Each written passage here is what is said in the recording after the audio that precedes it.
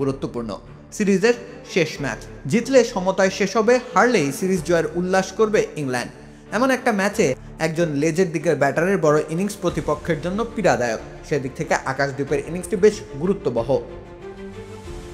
আকাশের কাজ ছিল স্রেফ দ্বিতীয় দিনের শেষ বেলাটুকু কাটিয়ে দেওয়া, উইকেট আগলে রেখে একজন ব্যাটারকে আউট হওয়ার মুখ থেকে বাঁচানো। সেই কাজটা দারুণভাবে করেছেন তিনি।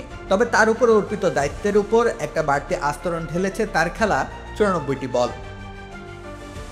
এই 94 বলে তিনি ইংরেজ বোলারদের বিপক্ষে জিতে গেছেন এক মনস্তাত্ত্বিক লড়াইয়ে।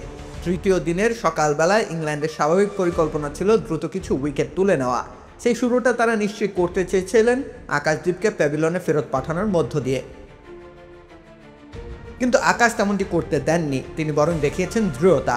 স্বল্প দৈর্ঘ্যের আন্তর্জাতিক টেস্ট ক্যারিয়ারে প্রথম হাফ সেঞ্চুরি তুলে নিয়েছেন। এই ধারা অব্যাহত না হলে এটাই হতে পারে তার শেষ হাফ সেঞ্চুরি। যেহেতু তিনি বোলার, তার মূল কাজটাই বল হাতে নিজ দলকে উইকেট এনে দেওয়া। অতএব ব্যাট হাতে দায়িত্ব পালনের সুযোগ তার হরহামেশাই আসবে না। এমন একজন ব্যাটারকে আউট করতে ইংল্যান্ডকে প্রায় 16 ওভার বল করতে হয়েছে। সেখানেই পরিকল্পনার বিচ্যুতি ঘটেছে। ইংল্যান্ডের বোলাররা অস্বস্তিতে ভুগেছেন। একজন ব্যাটারের শতকের তুলনায় একজন বোলারের 40-45 রান পীড়া দেয় ব্যাপক।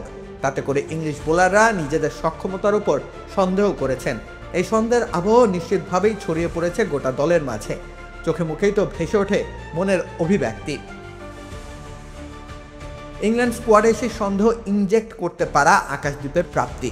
নিজেদের মধ্যে ছড়িয়ে পড়া সেই সামর্থ্যের সংশয় ইংল্যান্ডকে ম্যাচ পরাজয়ের দিকেও ধাবিত করতে পারে। আর তেমনটি ঘটলেই বরং আকাশে 61 রান